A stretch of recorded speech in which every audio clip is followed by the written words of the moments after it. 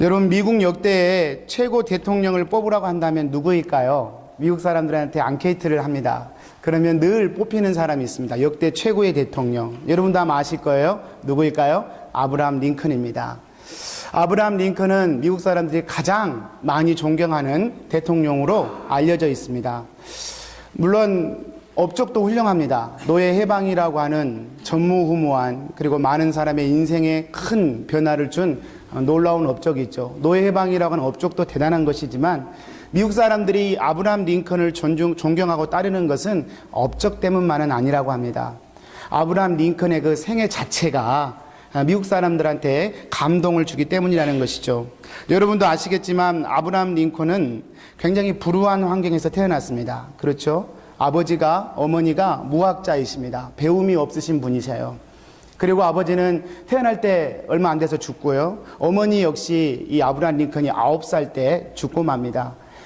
재산이라고 물려받은 것은 낡은 성경책 한 권뿐이었습니다. 아브라함 링컨 자신도 아버지도 어머니도 무학자지만 본인 역시 학교라고 하는 것은 9개월밖에 가지 못한 그런 사람이죠.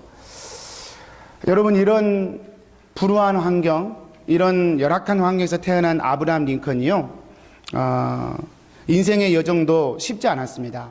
이 아브라함 링컨에 관한 글들을 보면 이 사람이 27번에 걸쳐서 선거에 낙선한 경험이 있다, 그렇게 얘기합니다. 선거를 27번이나 떨어졌어요. 23살 때 첫 번째 의회 선거에 나갔다가 떨어졌습니다. 이렇게 해서 실패한 선거가 주 하원의원, 상하의원, 그리고 부통령까지 27번에 걸쳐서 선거에 낙방한 경험이 있습니다. 부통령 선거 때는 딱 100표 차이로 떨어지기도 했다고 합니다. 이 아브라함 링컨은 24살 때 사업을 했는데 그게 또 망했어요. 그래서 그 빚을 갚는데 무려 17년이 걸렸다고 합니다. 27살 때 그 삶의 스트레스와 압박 때문에 정신 착락 증세를 이렇게 겪었다고 합니다. 그래서 정신과 의사로부터 꾸준한 정기 치료를 받았다고 합니다.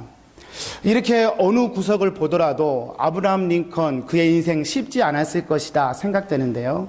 우리가 아는 아브라함 링컨은 그럼에도 불구하고 51살에 미국 16대 대통령으로, 그리고 미국 역사에 남는 위대한 사람으로 기록되어 있습니다. 왜 그랬을까요? 아마도 아브라함 링컨은 실패할 때마다 그 실패에 기죽지 않고, 실패할 때마다 오히려 그 실패가 주는 압박감을 이겨내면서 더 큰 꿈을 꾸었기 때문이 아닐까 생각해 봅니다. 하원에서 떨어졌을 때 상원을 도전합니다. 상원에서 떨어졌는데 부통령을 도전합니다. 부통령에서 떨어졌는데 대통령을 도전합니다. 이렇게 낙심의 문제가 생길 때마다, 절망의 문제가 생길 때마다 이 아브라함 링컨은 낙심하지 않고 오히려 그것들과 정면으로 맞서 싸운 인생이었던 것이죠. 바로 이러한 아브라함 링컨의 모습이 오늘날 미국 사람들의 가슴에 그로 하여금 존경받는 사람이라는 그런 대상으로 기억되고 있지 않나 생각됩니다. 이제 벌써 1월달이 다 지납니다. 제가 계속해서 우리 인생에 훌륭하신 분들을 먼저 서두에 소개하고 설교를 하는 것은, 올해 1월달 여러분 벌써 한 달이 다 지나갑니다. 분명히 계획이 있으셨을 것이고 꿈이 있었을 것인데 어떻습니까? 좀 잘 돼 가십니까? 쉽지 않을 겁니다. 또 아이고 이거 뭐 살 빼기도 쉽지 않네. 저는 요즘에 살을 빼려고 하는데요, 이게 참 쉽지 않아요. 어제도 마음 놓고 한번 밥을 먹었더니 2kg가 자연스럽게 찌더라고요. 얼마나 큰 은사인지. 저는 하여튼 10kg 찌는 거는 일주일도 안 걸립니다. 여러분 한번 제가 내기 해볼까요? 틀림없이 이길 것입니다. 얼마나 은사가 좋은지. 몸 줄이는 게 참 힘들어요.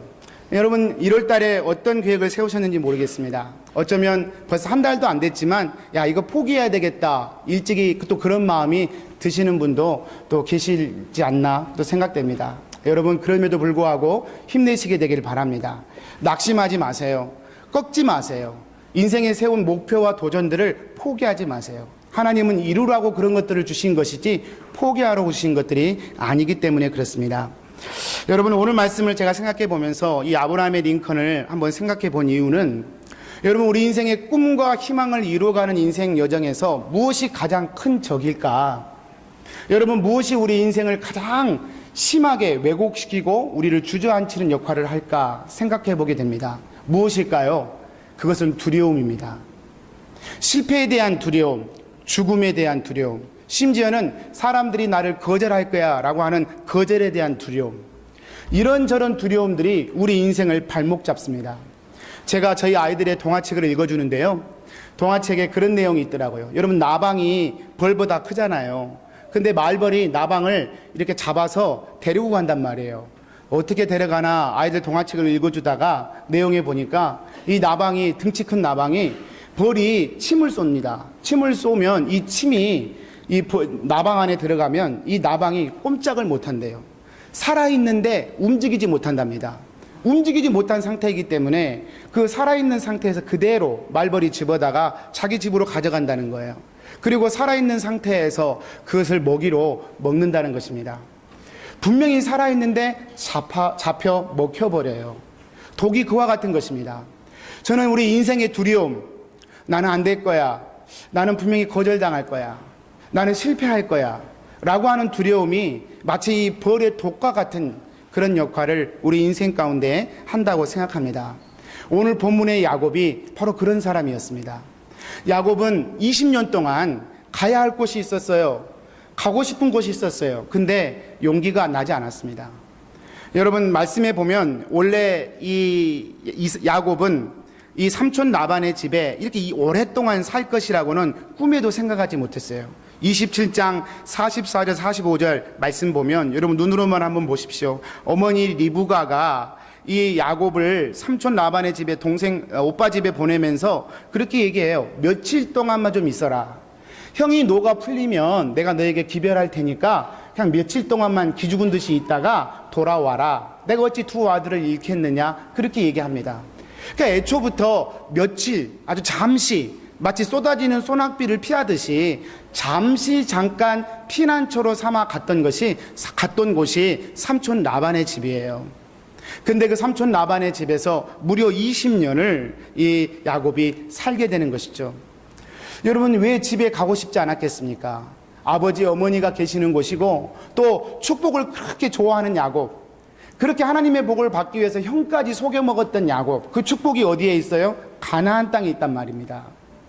고대 근동 사람들은 자기 지역에 하나님, 그 신이 있다고 믿었기 때문에 하나님이 가나안에서 자기를 축복했다고 야곱이 믿었다니까요. 가나안에 가서 하나님 주신 비전과 꿈을 이룰 수 있다고 믿었을 겁니다. 그런데 그 가나안 땅으로 가는 것이 20년 동안이나 이루어지지 않았습니다. 왜 그랬을까요? 이유는 한 가지예요. 형에 대한 두려움 때문에. 형의 분노가 풀어졌다는 연락을 받아본 적이 없어요. 그래서 형이 자신을 해할까 봐 두려워서 야곱은 20년 동안 하루 이틀 차일피일 미루면서 그 삼촌의 라반의 땅에 20년 동안이나 머물러 있었던 것이죠. 지난주에 살펴보았지만 하나님께서 환경을 흔드셨습니다. 그래서 가지 않고는 견딜 수 없는 환경으로 하나님이 몰아가셨어요. 그리고 하나님이 말씀으로 말씀하셨어요. 떠나라. 그래서 야곱은 어쩔 수 없이 떠납니다. 그렇게 여행을 떠나고 이제 가나안 입구에 도달한 거예요. 오늘 말씀은 가나안 입구에 도달해서 벌어진 그런 일입니다. 가나안 땅, 하나님이 돌아가라고 말씀하신 그 땅에 야곱이 첫 발을 내딛는 것입니다. 여러분, 야곱의 마음이 어땠을까요? 여러분, 하나님이 가라고 해서 가긴 가지만 한없이 무거운 것이죠. 하나님이 그냥 콧깨에서 끌어당기니까 어쩔 수 없이 가긴 가지만 여전히 형에 대한 두려움은 마음속에 가득히 있는 것이죠. 그동안 20년 동안 형 때문에 못 갔는데 그 형에 대한 두려움은 여전히 마음속에 있는 것이죠. 그것이 야곱이 가는 길이었습니다. 1절의 말씀이 바로 그것이죠. 야곱이 길을 가는데 이렇게 표현되어 있어요. 하나님의 뜻에 억지로 자의반 타의반으로 이끌려서 가는 야곱의 길, 그 길이 오늘 말씀의 출발점입니다. 여러분, 그런데 이 야곱이 길을 떠나는데 하나님께서 한 가지 조치를 취하십니다. 그게 뭐냐면 하나님의 사자들을 그의 인생길에 예비해 놓으셨던 것이죠. 불안과 염려로 가득 차 있던 야곱, 그렇지만 어쩔 수 없이 가야 되는 상황이기 때문에 하나님께 순종하며 가는 그 야곱의 길에 하나님께서 그의 군대 천사들을 미리 보내셔서 그 길을 지키고 있도록 하나님이 하셨다 그 말입니다. 여러분, 주일학교 잘 나오신 분들은 제가 퀴즈 하나 내볼게요. 천사가 종류가 있습니다. 어떤 종류가 있을까요? 천사의 종류. 첫 번째, 메신저 천사가 있습니다. 가브리엘 천사죠. 이렇게 메시지를 전하는 천사. 그래서 마리아에게 수태고지라고 합니다. 예수님이 태어날 것을 고지해 줬던 그 가브리엘 천사죠. 이걸 메신저, 이렇게 사신이라고, 이렇게 말씀을 전하는 메신저라고 합니다. 하나님의 뜻을 전하는 천사가 있습니다. 두 번째로는요, 하나님을 찬양하는 천사가 있습니다. 루시퍼가 그거였었죠. 타락했지만 하나님을 찬양하는 천사, 천사의 중요한 일 중에 하나가 하나님을 찬양하는 거죠. 세 번째가 군대 천사입니다. 군대 천사는 하나님의 뜻을 이루기 위해서 하나님이 파송하시는 형식으로 성경에 기록되어 있는 그런 천사의 종류입니다. 지금 이 야곱의 인생에 하나님이 먼저 보내신 천사는 어떤 천사냐면 이 군대 천사입니다. 여러분, 하나님께서 야곱의 인생 여정에서 군대 천사를 보내셔서 야곱을 기다리고 계셨습니다. 무엇을 의미하는 것일까요? 여러분, 예전에 한국에서 언제인지 모르겠어요. 언젠가 한국에서 전쟁 위기설이 돌 때 미국에서 자국 시민들을 한국에서 빼내기 위한 계획을 세웠다, 그런 얘기를 제가 들은 적이 있어요.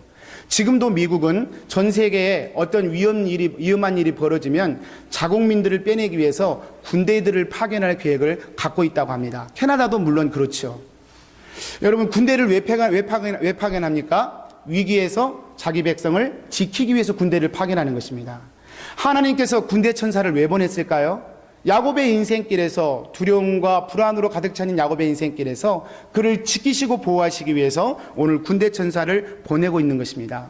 이런 패턴은 성경에 자주 등장합니다. 예를 들어 한 가지만 보자면, 하나님께서 이스라엘을 애굽에서 인도에 내던 날도 똑같은 일을 반복하셨습니다. 출애굽기 23장 20절입니다. 우리 같이 한번 한 목소리로 읽어보겠습니다. 시작. 내가 사자를 내 앞서 보내어 길에서 너를 보호하여 너를 내가 예비한 곳에 이르게 하리니. 거의 비슷하죠? 내가 내 사자를 내 앞서 보낼 것이다. 그리고 너를 보호하여서 예비한 곳에 이르게 할 것이다. 약속하셨어요. 하나님은 그 약속을 이루십니다. 이스라엘 백성들이 광야를 다 지나서요, 가나안 땅 입구에 도착했을 때, 여리고 성을 앞두고 있을 때 여호수아 5장 13절에 보면 하나님의 군대 천사가 또 등장을 해요. 여러분, 눈으로만 한번 보십시오. 여호수아가 여리고에 가까이 이르렀을 때 눈을 들어 본즉 한 사람이 칼을 빼어 손에 들고 마주 서 있는지라. 여호수아가 나아가서 그에게 묻되 너는 우리를 위하느냐 우리의 적들을 위하느냐. 그가 이르되 아니라 나는 여호와의 군대 대장으로 지금 왔느니라 하는지라.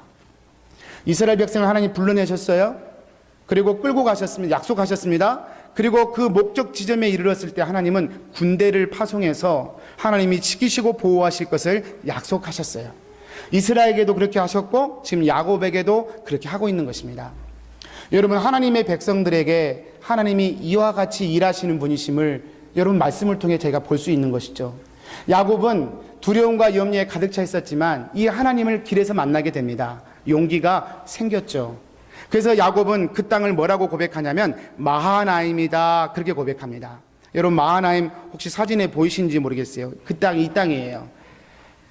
이 마하나임 실제 지명입니다. 근데 이 마하나임 땅에서, 이 마하나임이라고 하는 말이 무슨 말이냐면, 엄밀하게 말하면 이 두 무리의 군대라는 뜻이 있어요. 두 무리의 군대. 그러니까 군대가 두 무리예요. 양쪽에 포진해 있는 군대다, 그 뜻입니다. 여러분, 마치 여러분 VIP를 경호원들이 양쪽에 좌우에 붙어서 경호하는 것처럼 하나님의 군대 천사가 야곱을 좌우에 들서서 야곱을 지키시는 그런 형국을 마하나임이라는 단어로 표현하고 있는 것이죠. 여러분, 올 한 해 저희가 이제 할애를 시작합니다. 여러분, 기억하셔야 돼요. 하나님을 믿고 의지하고 살기로 결단한 저와 여러분의 인생에 하나님의 군대 천사가 좌우에 함께하고 있다는 것입니다. 야곱은 그것을 보았어요. 그래서 마음에 두려움과 불안이 있었지만 이제 그래도 그 문제를 대면할 힘이 생깁니다. 여러분, 좀 힘들어도 기죽지 마십시오. 좀 당당하십시오. 좀 해도 안 되는 것 가지고 여러분 좌절하지 마십시오. 왜냐하면 여러분의 좌우에 하나님의 군대 천사가 함께하고 계시기 때문입니다. 야곱은 용기를 얻습니다. 그래서 이제 형을 만나기에 실질적인 조치를 취합니다. 그게 5절, 3절, 5절 말씀인데요. 여러분, 눈으로만 한번 보십시오. 야곱이 형 에서에게 사자들을 보냅니다. 실질적인 조치를 취하는 거예요. 20년 동안 그렇게 무서워서 생각만 했던 형, 이제 그 형을 만나기 위해서 이제 실질적으로 어떤 조치를 취하게 돼요. 그 조치가 하나님의 군대를 본 이후에 시작됐다는 것입니다. 우리 인생의 새 길은요, 하나님을 만나고 난 뒤에 가능한 것입니다. 하나님을 만나고 난 뒤에 믿음의 길 걸어가면 하나님이 날 지키셔, 믿음이 생기는 것입니다. 그래서 도전할 수 있는 거예요. 야곱이 그 길을 걸어갑니다. 납작 엎드려서 형에게 용서를 구하고 이제 형에게 화해를 청합니다. 내 주께 은혜 받기를 원합니다. 화해를 청해요. 여러분, 그런데 문제가 있습니다. 바라고 기대했던 것과 달리 이 사신들이 돌아와서 하는 얘기들이, 사자들이 돌아와서 하는 얘기가 형 에서가 군사 400명을 이끌고 자신에게 오고 있다는 소식을 듣게 됩니다. 6절 말씀이에요. 우리 같이 한번 읽어보겠습니다. 시작. 사자들이 야곱에게 돌아와 이르되 우리가 주인의 형 에서에게 이른즉 그가 400명을 거느리고 주인을 만나려고 오더이다. 그러나도 두려웠고 무서웠는데요, 하나님의 사자를 만났어요. 군대를 만났어요. 나 혼자가 아니구나. 하나님의 군대가 나와 함께 하는구나 깨달아졌어요. 그래서 용기가 났어요. 그래서 한번 해보겠다 마음 먹고 발을 내디뎌 봤어요. 그런데 웬걸 자기가 전혀 기대하지 않았던 엉뚱한 소식이 들려오는 거예요. 형 군대 400명이 형과 함께, 형이 군대 400명을 이끌고 자기에게 오고 있다는 이야기를 듣습니다. 여러분, 여기서 이 말씀을 가만히 보면 형 에서가 400명을 이끌고 온다는 이야기는 있지만 무엇 때문에 온다는 이야기가 없어요. 야곱을 죽이러 온다든지 아니면 야곱을 환영하러 온다든지 그 단서가 없습니다. 단지 온다는 얘기만 듣습니다. 그런데 야곱은 그걸 어떻게 해석합니까? 자기를 죽이러 온다고 생각해요. 형이 이제 나를 죽이러 오는구나. 아직도 형의 분노가 풀어지지 않았구나. 야곱은 겁이 덜컥 납니다. 그리고 마치 유리잔이 깨져버리듯 그가 조금 전에 가졌던 그 믿음, 하나님의 사자를 만남으로 용기 백배해서 형에게 사자를 보냈던 그 용기 백배했던 믿음이 다 깨져버리고 맙니다. 여러분, 야곱의 용기가 다 깨져버렸습니다. 여러분, 우리 인생에도 그럴 때가 있지 않습니까? 여러분의 인생이, 여러분의 표정이 왜 그렇게 어둡습니까? 아마 그래서일 거예요. 내가 하나님을 경험하지 못해서가 아니에요. 내가 하나님을 몰라서가 아니에요. 다 알아요. 그런데 지금 무거운 거 사실이에요. 지금 내 인생이 불안한 거 사실이에요. 이건 야곱에게만 있는 것이 아니라 우리 모두의 고백이죠. 바로 어제는 은혜를 받았어요. 천하를 다 덮을 것 같아요. 근데 오늘 아침에 일어나 보니 그 믿음이 온데간데 다 없어졌어요. 그릇이 깨지듯 내 믿음이 다 깨져버렸어요. 여러분, 그것이 우리의 신앙의 여정이라는 것입니다. 야곱은 지금 우리의 그런 성경을 대표하고 있는 것이죠. 오늘 저와 여러분이 나누고 싶은 주제는 바로 이것입니다. 하나님을 한번 경험했다고 해서 우리의 믿음이 날마다 자라는 거 아니에요. 하나님을 한번 어느 날 만났다고 해서 내 믿음이 항상 하나님을 향하여 바르게 서가는 것 아니에요. 어쩔 때는요, 하나님을 만났어도 하나님을 전혀 만나지 못한 사람처럼 절망에 짓눌려 버립니다. 야곱이 형 에서가 온다는 이야기를 듣고요, 겁을 덜컥 먹어요. 그래서 7절에 야곱이 이렇게 얘기합니다. 야곱이 심히 두렵고 답답하여. 언제 그랬냐는 듯이 다시 마음이 답답해지고 불안해지는 거예요. 언제 그랬냐는 듯이 다시 처음으로 돌아간 거예요. 내가 괜히 왔나 보다. 이거 어떻게 하나. 이것이 야곱이 가졌던 마음입니다. 여러분, 그런데요, 한번 생각해 보세요. 이 형이 400명을 이끌고 온다는 그 사실은 메시지가 아직 구분되지 않았습니다. 죽이러 온다든지 아니면 환영하게 온다든지 메시지가 없어요. 근데 그 메시지를 죽이러 오는 것으로 받아들인다는 것이죠. 여러분, 우리의 삶은요, 가끔 생각해 보면 절망하기에 준비된 사람처럼 살아갈 때가 있습니다. 낙심하고 실망하기 위해서 준비된 사람처럼 살아갈 때가 있어요. 조금만 환경이 달라지면 우리의 마음은 금세 부정적인 곳으로 흘러갑니다. 그러면 그렇지. 어떤 분은 두려움이 없어서 두렵대요. 염려가 없어서 염려가 된대요. 두려움이 없으면 그 자체가 두려운 거예요. 염려가 없으면 언제라도 그 문제 찾아오겠지. 불안한 거예요. 마치 염려하기를 준비한 사람처럼, 마치 염려하기를 사모하는 사람처럼 우리 인생이 사라진단 말이죠. 야곱이 그랬고요, 우리도 그렇다는 거예요. 여러분, 그렇다면 이런 우리가 다시 하나님 주시는 용기를 회복하는 길이 무엇이겠습니까? 오늘 야곱이 보여주는 모범입니다.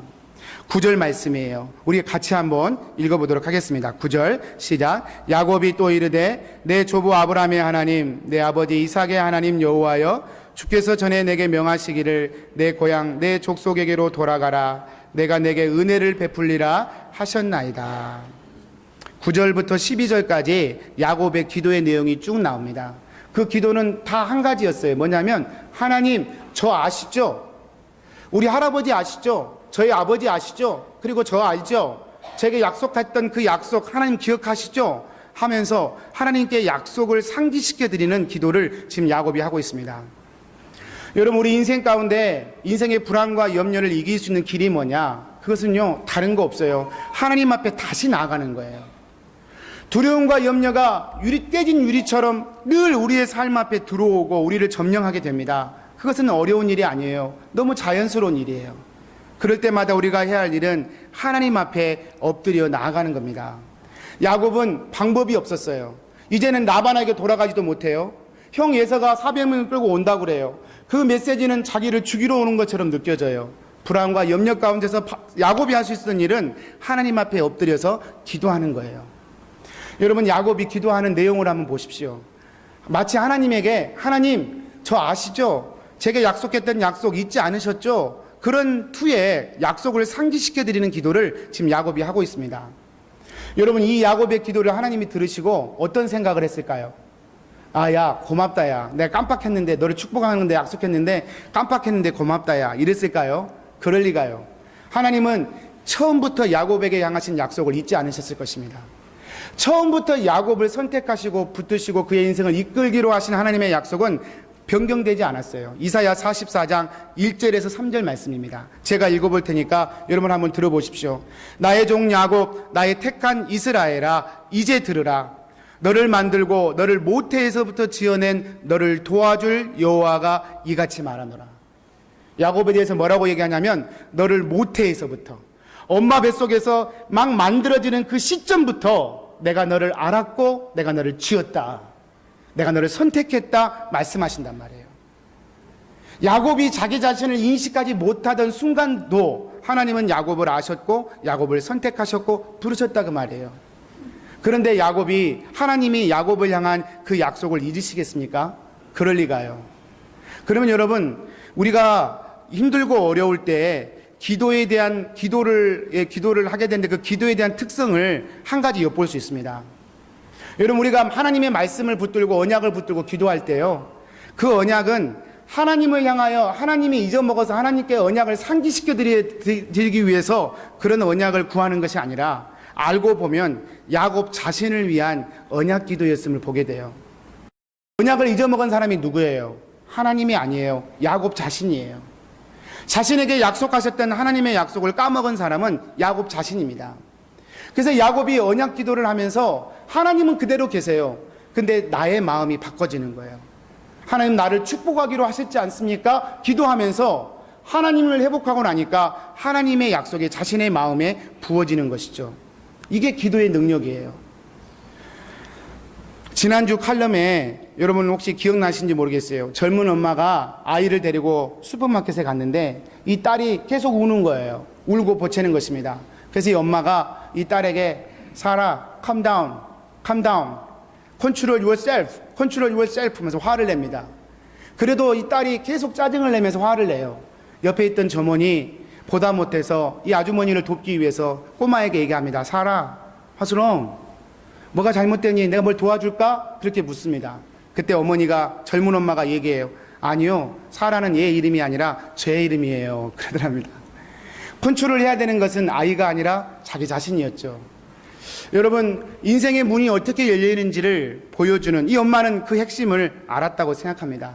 야곱은 기도를 통해서 하나님을 바꾸는 것이 아니라 자신이 바뀌어졌죠. 하나님이 약속하신 그 약속을 마음속에 받아 누리는 것, 그것이 기도의 능력입니다. 문제가 커 보여서 기도하기 시작하지만 기도를 하게 되면 문제보다 하나님이 크심을 깨닫게 되는 것이죠. 하나님을 회복하는 것은 이 기도의 은혜 때문입니다. 우리가 왜 절망합니까? 하나님이 나와 함께 하심이 느껴지지 않을 때 우리는 절망합니다. 그리고 불안해하고 답답해해요.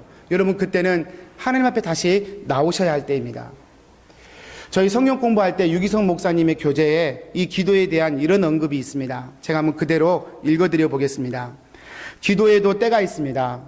예수님께서는 이제는 자고 쉬라고 하셨는데 이 말은 기도할 때가 지났다는 말입니다. 자녀들을 위해 초등학교 입학 전부터 기도하는 것과 고등학교 3학년 때 기도하는 것에는 엄청난 차이가 있습니다.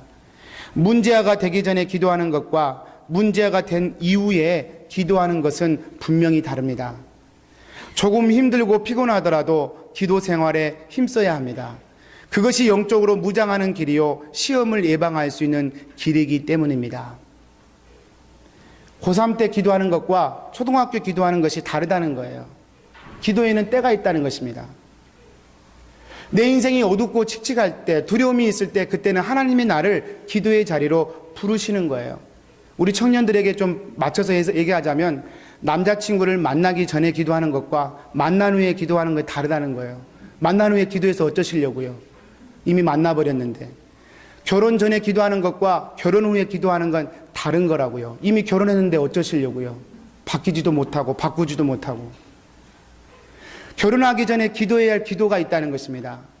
만나기 전에 해야 될 기도가 있다는 거예요. 여러분, 부모로서 여러분의 자녀를 위해 흘려야 할 땀이 있고 기도가 있다는 거예요. 야곱은 그 모범을 보여주고 있습니다. 기도할 때 기도하는 것. 언젠간 하나님을 만나서 은혜를 다 누렸지만 그 은혜가 다 까먹어져 버렸어요. 마음이 휘영하고 하나님 믿는 게 재미도 없고. 여러분, 그때는요 기도할 때예요.